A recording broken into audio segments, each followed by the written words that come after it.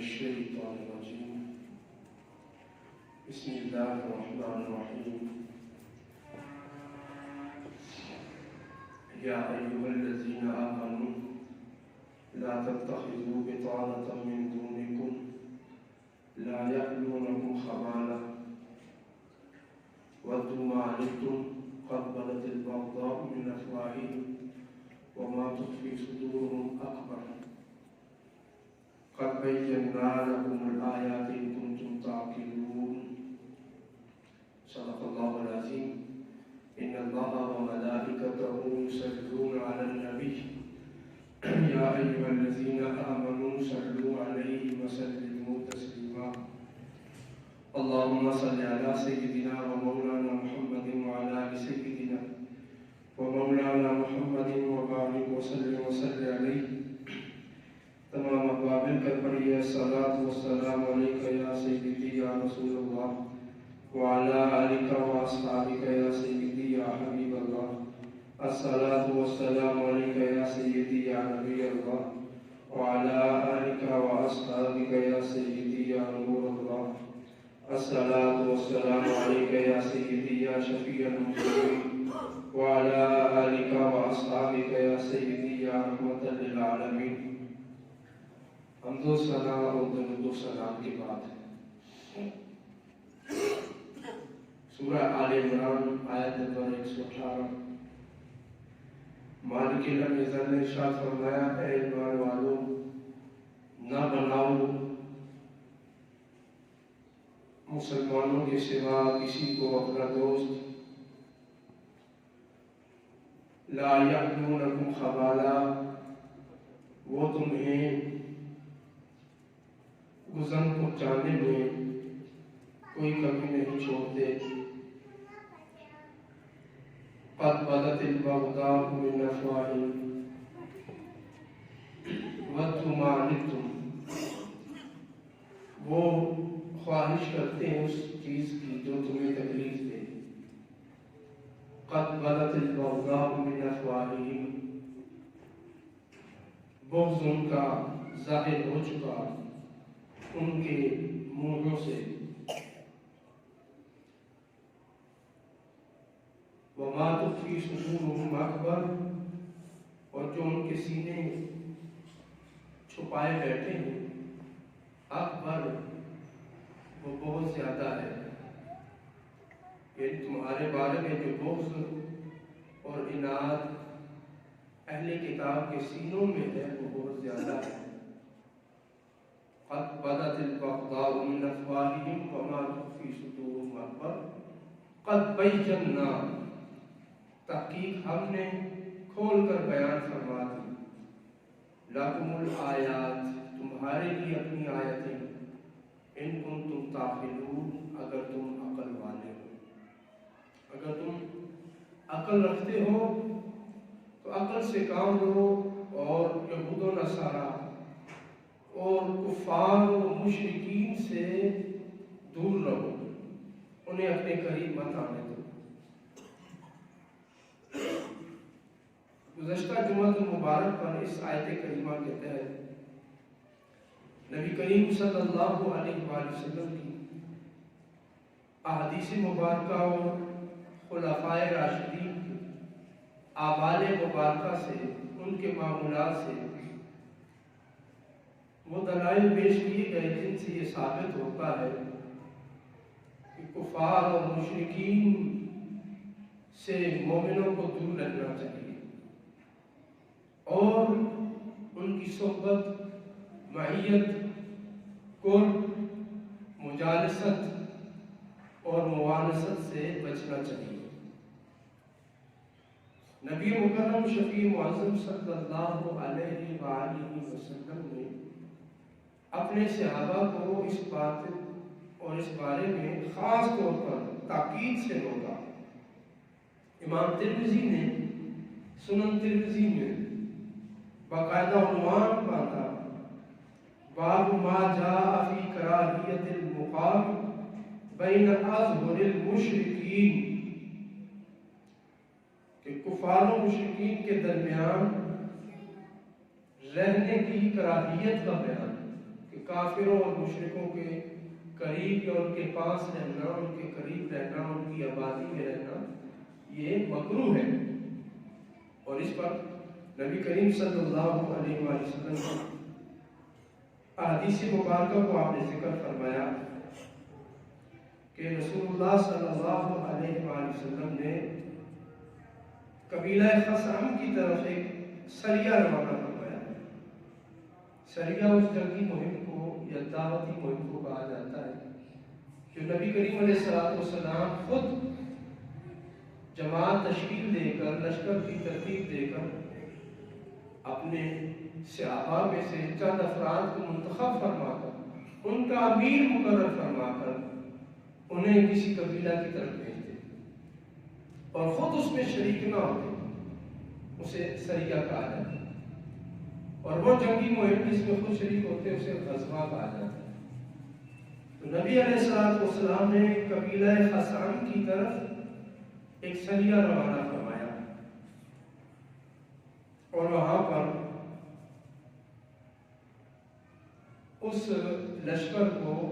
قبیلہ خثعم کی طرف جو بھیجا گیا قتل کر دیا گیا، شہید کر دیا گیا۔ اس موقع پر نبی کریم صلی اللہ علیہ وآلہ وسلم نے فرمایا انا بریء، میں بری ہوں، انا بریء، میں بری ذمہ ہوں، میرا اس کے ساتھ تعلق نہیں ہے اور اس کا میرے ساتھ تعلق نہیں ہے۔ انا بریء من کل مسلم، ہر اس مسلمان سے میں بری ہوں، یقیم بین اظہر المشرکین، جو مشرکین کی آبادیوں میں جا کے رہتا ہے، جو مشرکین کے درمیان رہتا ہے، میں اس سے بری ہوں کہ میرا اس سے تعلق نہیں ہے۔ بری کا جو لفظ حضور نے فرمایا اس کا معنی یہ ہے کہ یہ کام کرنا جس سے حضور برات کا اظہار کر رہے ہیں یہ گناہ کبیرہ ہے، یہ گناہ کبیرہ ہے۔ کہ نبی علیہ السلام نے فرمایا انا بری ہوں، میں بری ہوں، میں بری ذمہ ہوں، اس شخص کے ساتھ میرا تعلق نہیں ہے۔ اب حضور علیہ السلام کے ساتھ ہمارا تعلق بحیثیت امت ہی کہ ہم حضور کی امت ہی اور قبر و حشر میں حضور کی شفاعت کی محتاج ہے۔ نبی علیہ السلام کہ حوض کوثر پہ ہم نے حاضر ہونا ہے، آپ کے ہاتھوں ہمیں جام کوثر ملے گا۔ تو حضور جب فرمائے انا بری ہوں، میں بری ہوں، معنی یہ ہے کہ کل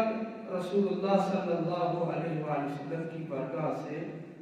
ہمارا کوئی حصہ نہیں ہے۔ اگر کوئی شخص مشرکین یہود و نصارہ کافروں کی بستیوں میں جا کے رہتا ہے تو حضور فرماتے میرا اسے کوئی تعلق نہیں، میں اسے بری ہوں۔ قالوا یا رسول اللہ ولم، حضور نے کی صحابہ نے پوچھا یا رسول اللہ یہ کس وجہ سے کہ مشرکوں کے درمیان محض رہنا اتنا خطرناک ہے، یہ اتنا خطرہ کیوں ہے؟ حضور نے فرمایا اسی سے فقہاء نے فرمایا مسلمانوں کے علاوہ جو ملک ہیں، مسلم حکومت کے علاوہ جو ممالک ہیں ان میں جا کر رہنا، رہائش اختیار کرنا یہ گناہ کبیرہ ہے اور ایسے ممالک میں رہنا مکروہ ہے۔ مومن کو ایسے ممالک میں نہیں جانا چاہیے، رہائش نہیں رکھنی چاہیے، یعنی کہ بندہ مومن کو صرف اور صرف اسلامی حکومت کے ماتحت رہنا چاہیے۔ امام ترمذی نے دوسری روایت ذکر فرمائی،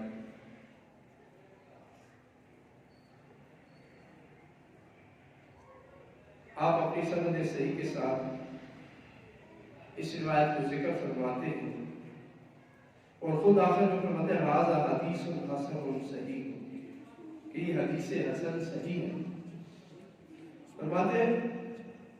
لَأُخْرِجَنَّ الْيَهُودَ وَالنَّصَارَىٰ، میں ضرور یہود و نصارہ کو نکالوں گا من جزیرت العرب، جزیرہ عرب سے، جزیرہ عرب سے میں یہود و نصارہ کو ضرور نکالوں گا. فلا اترک فیہا الا مسلما، اور جزیرہ عرب میں صرف مسلمان کو رہنے کی اجازت ہوگی. اور نبی کریم علیہ السلام نے بخاری شریف کی روایت ہے، بعد میں یہود و نصارہ کو جزیرہ عرب سے نکال دیا اور فرمایا کہ اللہ تعالی اللہ و رسولہ، اب زمین اللہ اور اس کے رسول کی ہے، اس عرب میں صرف مسلمان ہی رہ سکتا ہے، صرف مسلمان رہے گا. تو اس روایت سے امام ترمذی یہ ثابت کرنا چاہتے ہیں کہ مسلمانوں کی بستی پہ کوئی یہودی یا عیسائی نہیں رہ سکتا، اور نہ ہی یہودیوں اور عیسائیوں اور کفار و مشرکین کی آبادیوں میں مسلمان رہ سکتے. مسلمانوں کا ان کی آبادیوں میں رہنا جائز نہیں ہے، مکروہ ہے. نبی علیہ السلام نے پہلی روایت میں برات کا اعلان کیا جو ان کے قریب جا کے رہتا ہے، ان ملکوں میں رہتا ہے یا کافروں کی بستی میں جا کے رہتا ہے. حضور علیہ السلام نے اس سے بری ذمہ ہونے کا اعلان فرما دیا. اور دوسری روایت امام ترمذی لائے، اس میں نبی علیہ السلام نے یہود و نصارہ کو مسلمانوں کی بستی جزیرہ عرب سے نکالنے کا اعلان فرما دیا، جزیرہ عرب سے نکالنے کا اعلان فرما دیا. یعنی کوئی یہودی یا عیسائی، نصرانی، کوئی بھی بت پرست مشرک جزیرہ عرب میں نہیں رہ سکتا. نبی علیہ السلام نے اس سے منع فرمایا. اب حضور نے برات کا بھی اظہار فرمایا، میں بری ہوں. تو آج کے دور میں دیکھیں کیا مسلمان اس آیت پر، قرآن کریم کی اس آیت پر اور نبی علیہ السلام کی حدیث پر عمل پیرا ہے؟ اجتماعی طور پر، انفرادی طور پر بھی ہماری خواہش ہوتی ہے کہ ہمیں یورپ کا ویزا مل جائے، امریکہ کا ویزا مل جائے، انگلینڈ کا مل جائے، فرانس کا، کینیڈا کا، کہ ہم وہاں جا کر مالی مفاد حاصل کر سکیں، اپنی دنیا بہتر بنا سکیں. جبکہ تجارت اور کسب کے لیے بھی ایسی بستیوں میں جا کر رہنا جائز نہیں. انفرادی طور پر تو ہم مجرم ہے ہی، لیکن اجتماعی طور پر بھی اہل اسلام نے اس حکم کو بڑھا دیا اور اجتماعیت میں یہود و نصارہ کو دخل اندازی کے مواقع دیے. اور پھر نتیجہ ہم نے بھگتا کہ ہندوستان میں 900 سال تک مسلمانوں کی رہنے والی حکومت ان عیسائیوں کے آنے سے، جب انگریز آیا، عیسائی مشنری آئے، ان کے آنے سے، ایسٹ انڈیا کمپنی کے بننے سے مسلمانوں کی 900 سالہ حکومت کا تختہ الٹ دیا گیا. ہندوستان مسلمانوں سے چھین لیا گیا اور آج اس ہندوستان کا کیا حشر ہے کہ اس کے ایک بڑے حصے پر ہندوؤں کو قابض کر دیا گیا اور مسلمانوں کو 3 مختلف ریاستوں میں تقسیم کر دیا گیا، پاکستان، کشمیر اور بنگلہ دیش. اور ان مسلمانوں کے ساتھ ان یہود و نصارہ نے کیا سازش کی اور آج ہم اس کا خمیازہ بھگت رہے ہیں. دنیا پر برما کے مسلمانوں کے ساتھ کیا سلوک ہو رہا ہے. ہندوستان میں، چائنا میں بحثیت مسلمان کی قدر و قیمت ختم ہو چکی ہے. اور اس کی وجہ کیا بنی کہ ہم نے یہود و نصارہ کو اپنے قریب کرنا شروع کیا. فلسطین میں مسلمانوں کے ساتھ کیا ہوا کہ اسرائیلیوں نے، یہودیوں نے رشتہ داریاں قائم کرنا شروع کی. پہلے وہ ملازم بن کر مسلمانوں کے گھروں میں گئے صفائی کے بہانے، اس طرح مسلمانوں میں وہ داخل ہوئے. پھر مسلمانوں کو جو اصل اور نفوذ رکھنے والے لوگ تھے ان کے گھروں میں عیسائی اس طرح گھسے، ان کے ساتھ رشتہ داریاں قائم کی، رشتے دیے، اپنی خواتین دی. پھر ان سے اولاد پیدا ہوئی جب تو انہوں نے فلسطین کی سرزمین کو مسلمانوں سے چھین لیا. آج مسلمانوں کا حشر فلسطین میں کیوں ہو گیا کہ بنیادی طور پر مسلمانوں نے اس آیت پر عمل نہیں کیا، یہود و نصارہ کو اپنے سے دور نہیں رکھا، قریب لے آئے، اور آج دنیا بھر کا مسلمان ذلیل و رسوا ہو گیا، اور ہونا بھی تھا، کیونکہ حضور نے فرمایا انا بریء من کل مسلم، ہر اس مسلمان سے جو یہود و نصارہ میں رہتا ہے۔ حضرت سیدنا فاروق اعظم رضی اللہ تعالیٰ عنہ کے دور میں ایک خادم تھا، اچھا لکھنا پڑھنا جانتا تھا، اس کی سفارش میں، تو آپ نے اسے کہا مسلمان ہو جا مگر نہ ہماری بستی چھوڑ کر چلا جا، آزاد کر دیا اور اسے دور بھیج دیا۔ وجہ کیا تھی کہ اگر کوئی یہودی اور نصرانی مسلمانوں میں رہے گا تو وہ اپنے دین کا خیر خواہ ہوگا، ان کے لیے کام کرے گا، اور یہی ہوا۔ جب مسلمانوں نے یہ چھوڑ دیا، مسلمانوں کے حرم میں غیر مسلم خواتین کا اثر و نفوذ بڑھنے لگا، تو دنیا بھر میں مسلمانوں کے علاوہ کسی کو قریبی مت بناؤ،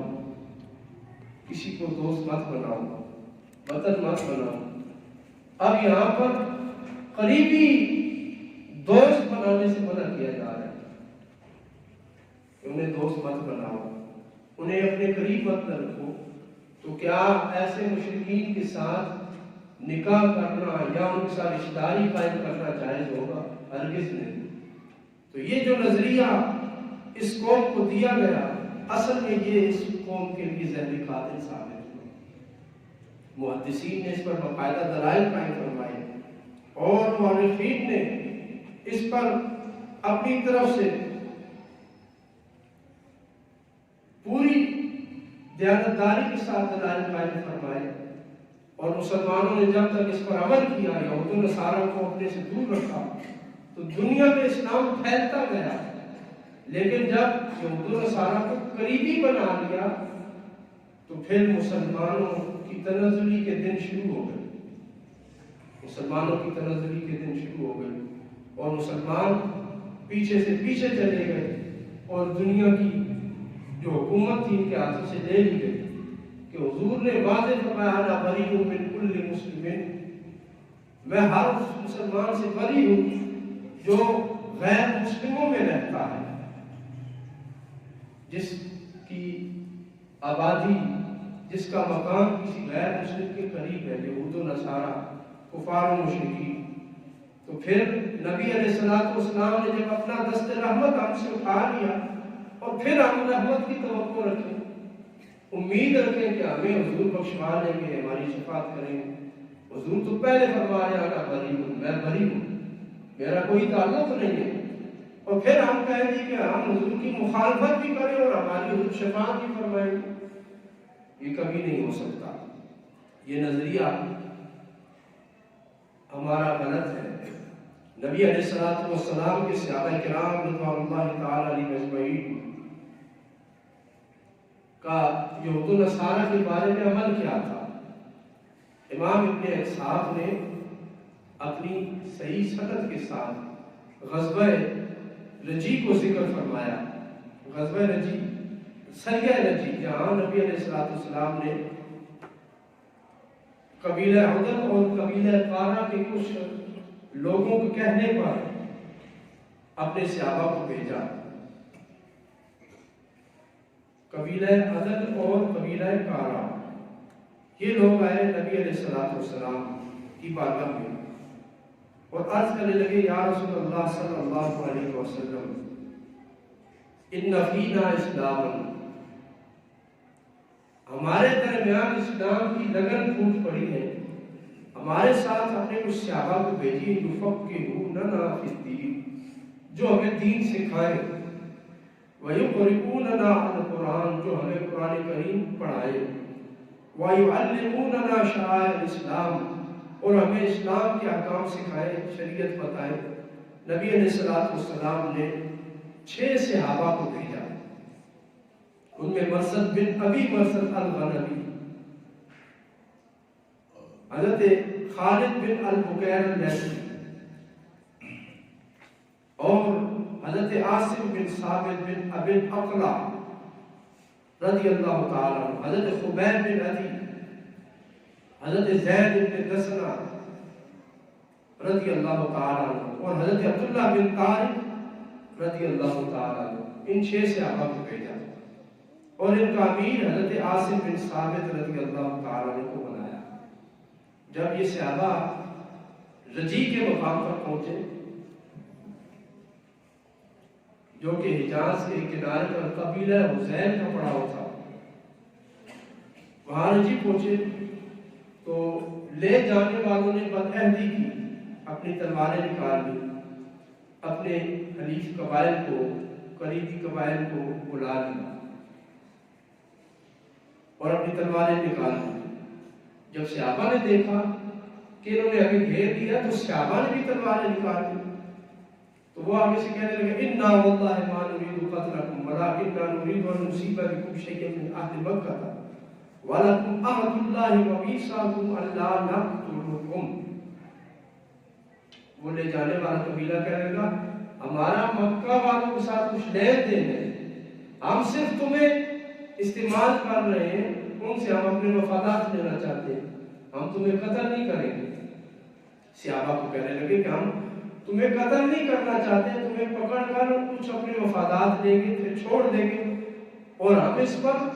وعدہ دیتے ہیں، اللہ کو گواہ بناتے ہیں اور ہم حساب دیتے ہیں، تمہیں عہد دیتے ہیں کہ ہم قتل نہیں کریں گے۔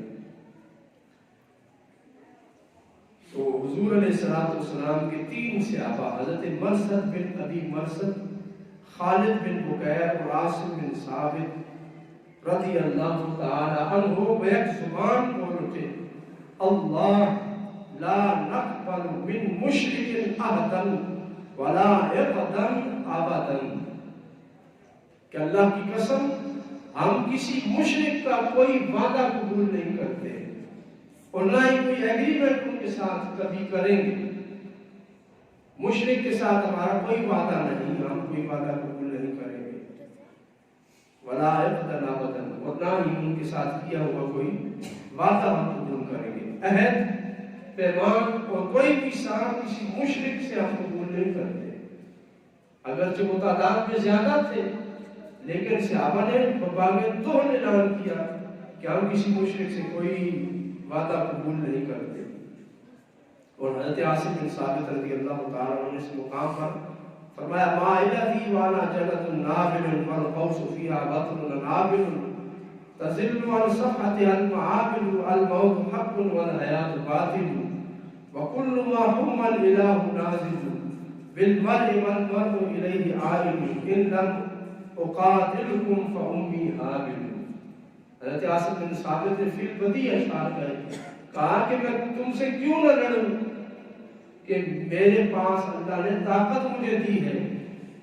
اور میرے پاس تیر اور کمان ہے، اور یہ بھی سن لو الموت حق والحیات باطل، موت حق ہے اور زندگی باطل ہے، زندگی کا کوئی اعتبار نہیں جبکہ موت نے تو آنا ہی آنا ہے، تو پھر میں کیوں لڑنے سے گریز کروں؟ اور کہنے لگے اور اللہ نے جو ارادہ کر لیا وہ تو آنا ہی آنا ہے، جو تقدیر میں لکھا ہے وہ ہونا ہی ہونا ہے، لیکن اگر میں تمہارے ساتھ اب نہ لڑوں جب تم نے تلواریں نکال لی تو پھر میری ماں مجھ کو روئے۔ اور پھر مزید اشعار کہے اور کہنے لگے کہ میں جو ہے تمہارا عہد قبول نہیں کروں گا۔ حضرت عاصم بن ثابت، حضرت خالد بن بکیر اور حضرت مرثد بن ابی مرثد نے عہد قبول کرنے سے انکار کر دیا۔ انہوں نے کہا پناہ دیتے ہیں تمہیں صرف رکھیں گے کفار مکہ سے، کچھ ہمارا لین دین ہے، معاملات کو کلیئر کریں گے، تمہیں چھوڑ دیں گے۔ لیکن حضرت عاصم بن ثابت رضی اللہ تعالیٰ عنہ نے وہ عہد قبول کرنے سے انکار کر دیا۔ انہوں نے کہا جب حضور علیہ السلام کے ساتھ تم عہد کر کے لائے ہو کہ ہمیں دین سکھائیں گے اور اب تم ہمیں دوسرے کام کے لیے استعمال کرنا چاہتے ہو، اس کا مطلب ہے تمہارے دل میں کھوٹ ہے، اس لیے تمہارا کوئی وعدہ میں قبول نہیں کرتا۔ تو یہ 3 صحابہ انہوں نے تلواریں نکالی اور کفار سے لڑنے لگے، شہید ہو گئے۔ حضرت عاصم بن ثابت رضی اللہ تعالیٰ عنہ یہ وہ صحابی ہیں کہ جن کے بہنوئی حضرت فاروق اعظم رضی اللہ تعالی عنہ، حضرت عاصم بن ثابت کی ہمشیرہ حضرت عمر کے نکاح میں تھے۔ حضرت عاصم بن ثابت رضی اللہ تعالی عنہ یہ بڑے جری اور بہادر تھے، ان کا نشانہ کبھی خطا نہیں ہوا۔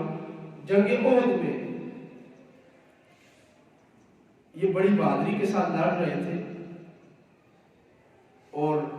کافروں کی طرف سے سلافہ بنت سعد، سلافہ جو تھی اس کے بیٹے اور خاوند بھی کافروں کی طرف سے شریک تھے میدان احد میں۔ تو خاوند بھی مارا گیا، بیٹے بھی مارے گئے، اور سلافہ کا ایک بیٹا جس کی کچھ سانسیں باقی تھی، اس کے پاس ماں پہنچی اور پوچھا کہ یہ بتا کہ تجھے کس نے مارا ہے، تیرے بھائیوں کو اور میرے خاوند کو کس نے مارا ہے، کس کی ضرب سے وہ مرے؟ تو وہ کہنے لگا کہ اتنا میں نے سنا ہے کہ مارنے والا کہہ رہا تھا یہ نہیں، میں ابن ابی الاقلع ہوں۔ ابن ابی الاقلع حضرت عاصم بن ثابت بن ابی الاقلع رضی اللہ تعالی عنہ، یہ ان کے دادا کا نام تھا ابی الاقلع، ان کے دادا تھے۔ تو اپنے دادا کی نسبت سے میدان احد میں پکار کر کہہ رہے تھے کہ میں ابن الاقلع ہوں اور میرا نشانہ خطا نہیں جاتا، تو اس نے ہمیں مارا ہے۔ تو سلافہ نے اس وقت یہ نظر مانی، قسم اٹھائی کہ مجھے عاصم بن ثابت اگر مل گیا مرا ہوا تو میں اس کی کھوپڑی میں شراب ڈال کے پیوں گی، اس کی کھوپڑی میں شراب ڈال کے پیوں گی۔ تو حضرت عاصم بن ثابت رضی اللہ تعالی عنہ جب شہید ہو گئے رجی کے مقام پر، تو اس وقت جو کفار تھے انہوں نے سلافہ کی نظر پوری کرنے کے سلافہ نے اعلان کیا تھا کہ 100 اونٹ دوں گی اور اپنی بیٹی کا نکاح بھی اس شخص کے ساتھ کرواؤں گی جو عاصم بن ثابت کا سر میرے پاس لائے گا۔ بھاری اعلان تھا۔ تو کفار رجی نے یہ چال چلی کہ شہید تو ہو گئے، اب ان کا سر کاٹ کر ہم سلافہ کے پاس لے جاتے ہیں اور انعام لیں گے۔ خدا کی قدرت دیکھیے، جب حضرت عاصم بن ثابت رضی اللہ تعالی عنہ کی میت کے پاس وہ کافر پہنچے تو انہوں نے دیکھا کہ حضرت عاصم بن ثابت رضی اللہ تعالی عنہ کی لاش پر شہد کی مکھیوں نے جتھا بنایا ہوا اور کثیر تعداد میں مکھیاں جمع ہیں۔ انہوں نے سوچا کہ شاید یہ شہد کی مکھیاں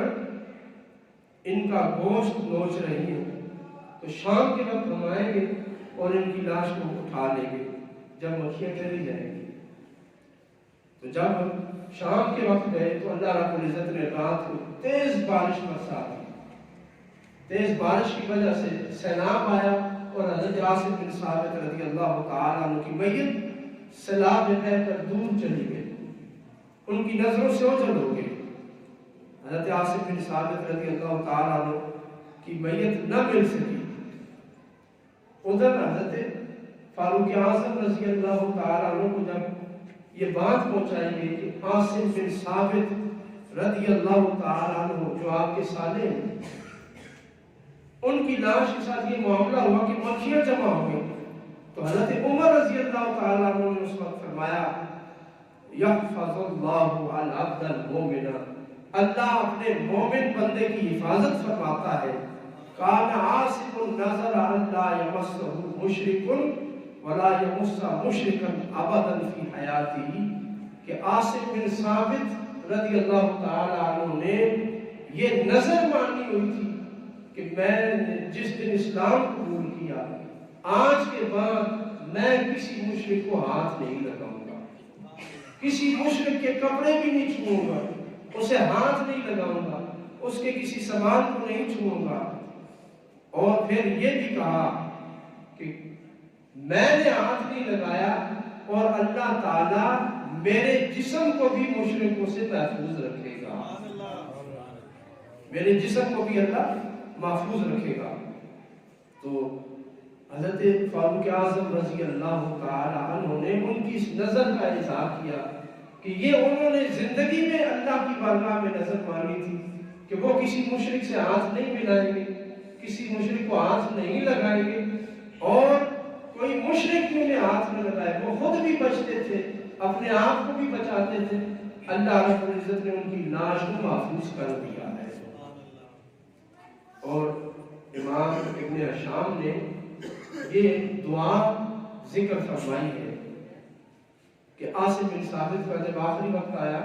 شہید ہونے لگے، تو کہنے لگے اللہم انی حمیت فی اول النہار الدین، اے اللہ تیرے دین کی حفاظت میں نے ابتدا کی ہے آج کے اس دن کی، آج کا دن میں نے شروع کیا تیرے دین کی حفاظت کے لیے۔ فحم لحمی عند آخرہ، جب دن ختم ہو تو تو میرے گوشت کی حفاظت کرنا، تو میرے جسم کی حفاظت کرنا۔ اے مالک میں نے تیرا دین بچانے کے لیے آج تلوار نکالی ہے، اپنا آپ پیش کیا ہے دین کی حمایت میں، تو میرے جسم کو ان مشرکوں سے بچانا۔ تو اللہ رب العزت نے فَمَنَعَ اللَّهُ بَعْدَ وَفَاتِهِ كَمَا امْتَنَعَ مِنْهُ فِي حَيَاتِهِ، جس طرح زندگی میں حضرت عاصم بن ثابت اپنے آپ کو مشرکوں سے بچاتے رہے کہ ہاتھ نہیں لگاتے تھے، ہاتھ کسی مشرک سے نہیں ملاتے تھے، اللہ رب العزت نے مرنے کے بعد انہیں کرامت عطا فرمائی کہ ان کی لاش کی بھی خود حفاظت فرمائی۔ اور اسی غزوہ رجیم میں حضرت زید بن دسنہ، حضرت خبیب بن عدی اور عبداللہ بن طارق رضی اللہ تعالی عنہ، ان کو قید کر دیا انہوں نے۔ جب قید میں تھے تو کہنے لگے اب تیار ہو جاؤ، تمہیں ہم نے موت دینی ہے، سزائے موت دیں گے، پھانسی پہ چڑھائیں گے۔ تو حضرت خبیب بن عدی رضی اللہ تعالی عنہ رونے لگ پڑے۔ انہوں نے پوچھا کیا بات ہے؟ انہوں نے کہا میری آخری خواہش ہے۔ کفار نے کہا جو خواہش ہے بتاؤ۔ فرمانے لگے 2 رکعت نماز میں نے پڑھنی ہے، مجھے 2 رکعت نماز نفل کی اجازت دی جائے۔ انہوں نے کہا ٹھیک ہے پڑھ لیجیے۔ تو حضرت خبیب بن عدی نے بڑے خوبصورت طریقے سے نماز پڑھی اور جلدی سے نماز ادا کی۔ وہ 2 نوافل پڑھے اور آہستہ آہستہ نہیں بلکہ فرائض پورے کیے اور جلد از جلد نماز کو نوافل ختم کیے اور سلام پھیر کر کہنے لگے کہ میں نے یہ نماز اس لیے جلدی پڑھی ہے کہیں تم یہ نہ سمجھو کہ موت کے ڈر سے نماز لمبی کر دی ہے۔ ویسے میری عادت یہی تھی کہ میں نماز لمبی پڑھتا ہوں، تو میں یہ خوف تمہارے ذہن میں یہ بات نہ آئے کہ شاید خبیب ڈر گیا ہے موت سے اس لیے نماز جلدی پڑھ رہا ہے۔ تو حضرت خبیب بن عدی رضی اللہ تعالی عنہ نے 2 رکعت نماز عطا فرمائی۔ اس کے بعد انہیں سولی پہ چڑھا دیا گیا۔ آپ نے دعا کی اللہم انا قد بلغنا رسالۃ رسولک فبلغه الغداۃ ما یسمع بنا، اے مالک مولا ہم نے تیرے رسول کا پیغام پہنچا دیا، اب یہاں جو ہمارے ساتھ پیش آ رہا ہے اپنے رسول تک تو پہنچا دے۔ اور پھر دعا کی اللہم احسن مددا وَاقْتُلْهُمْ بَدَدًا وَلَا تُغَادِرْ مِنْهُمْ أَحَدًا ثُمَّ قَتَلُوهُ رَحِمَهُ اللَّهُ۔ حضرت سیدنا خبیب بن عدی رضی اللہ تعالی عنہ نے ان کفار اور مشرکین کے لیے بدعا کی کہ اے اللہ ان کو گن لے اور ان کو بکھیر کر منتشر کر کے قتل کرنا، وَلَا تُغَادِرْ مِنْهُمْ أَحَدًا، ان میں سے کسی ایک کو بھی نہ چھوڑنا۔ یہ آپ نے دعا کی تو حضرت خبیب کو شہید کر دیا گیا۔ حضرت خبیب رضی اللہ تعالیٰ عنہ نبی علیہ السلام کے خوبصورت صحابی تھے، ادھر انہیں شہید کیا گیا، ادھر حضور علیہ السلام نے اپنے صحابہ کو ان کی اس نماز کے بارے میں بھی اور دعا کے بارے میں بھی آگاہ فرما دیا۔ حضرت سیدنا فاروق اعظم رضی اللہ تعالیٰ عنہ کے دور میں سعید بن عامر جو رجیع کے موقع پر موجود تھے، اس وقت ابھی مسلمان نہیں ہوئے تھے، تو حضرت عمر نے ان کو گورنر لگایا شام کے کسی علاقے کا، تو یہ گورنر تھے تو انہیں غشی پڑ جاتی تھی، دورہ پڑتا تھا اور کافی دیر بے ہوش رہتے۔ ان کی شکایت حضرت فاروق اعظم سے کی گئی، وہ تو بندہ معذور ہے، ذہنی طور پر صحیح نہیں ہے اور آپ نے اس کو گورنر لگا دیا۔ حضرت فاروق اعظم رضی اللہ تعالیٰ عنہ نے سعید بن عامر کو بلایا اور پوچھنے لگے ما ھذا الذی یصیبک، یہ تجھے کیا ہوتا ہے، کیا بیماری ہے تمہیں جس کی شکایت کی گئی ہے؟ تو کہنے لگے واللہ یا امیر المومنین ما بی من باس ولکنی کنت فی من حضر خبیب بن عدی حین قتل وسمعت دعوته فواللہ ما خطرت علی قلبی وانا فی مجلس قط الا غشی علی۔ اے امیر المومنین، مجھے بیماری نہیں ہے کہ مجھے جنون پڑتا ہو، مرگی پڑتی ہو تو میں بے ہوش ہو جاتا ہوں، بیماری نہیں ہے، بلکہ بات یہ ہے کہ جب خبیب بن عدی رضی اللہ تعالیٰ عنہ سولی پر تھے اور آپ نے جب یہ دعا کی اے اللہ ان کافروں کو گن لے اور ان کو منتشر کر کے قتل کرنا، تو اس وقت میں بھی موجود تھا۔ وہ دردناک لمحہ جب مجھے یاد آتا ہے تو مجھے مرگی پڑ جاتی ہے اور مجھ پر غشی طاری ہو جاتی ہے۔ حضرت فاروق اعظم رضی اللہ تعالیٰ عنہ نے جب ان کی یہ بات سنی فزادت عند عمر خیرا، تو حضرت عمر رضی اللہ تعالیٰ عنہ کے دل میں ان کے لیے اور بھلائی پیدا ہو گئی اور آپ کو اور اعزاز سے آپ نے نواز دیا۔ تو صحابہ کرام رضوان اللہ تعالیٰ علیہم اجمعین کفار اور مشرکین سے دور رہتے۔ جب یہود و نصارہ نے حضور کی موجودگی میں صحابہ سے بدیں دیکھی، حضور سے بدکردی کی، تو پھر وہ کبھی بھی مسلمانوں کے خیرخواہ نہیں ہو سکتے، کبھی بھی وہ مسلمانوں کے دوست نہیں ہو سکتے۔ اس لیے سورہ آل عمران کی آیت نمبر 118 میں اللہ رب العزت نے اہل ایمان کو واضح طور پر منع فرمایا کہ کسی یہودی اور نصرانی کو اپنا قریبی مت بنائیں، اور نبی علیہ الصلوۃ والسلام نے واضح فرمایا کہ تم یہودیوں اور نصرانیوں، کفار اور مشرکین کی آبادیوں میں مت رہو اور انہیں بھی اپنی آبادیوں میں مت آنے دو، میں ان یہود و نصارہ کو اس جزیرہ عرب سے نکال دوں گا۔ اس کا معنی ہے کہ کفار کے ساتھ ان کی آبادیوں میں رہنا یہ مکروہ ہے۔ نبی علیہ الصلوۃ والسلام نے منع فرمایا اور حضور نے فرمایا انا بریء من کل مسلم، میں ہر اس مسلمان سے بری ہوں جو کافروں کی آبادی میں جا کر رہتا ہے۔ کل قیامت کے دن نبی علیہ الصلوۃ والسلام کو کیا منہ دکھائے گا کہ نبی علیہ الصلوۃ والسلام پر دنیا میں درود بھیج رہا ہے اور کافروں کے ساتھ دوستی بھی ہے، نبی علیہ الصلوۃ والسلام کی ثناخوانی کر رہا ہے اور یہودیوں کے ساتھ ہاتھ بھی ملا رہا ہے، ہندوؤں کے ساتھ، مشرکین کے ساتھ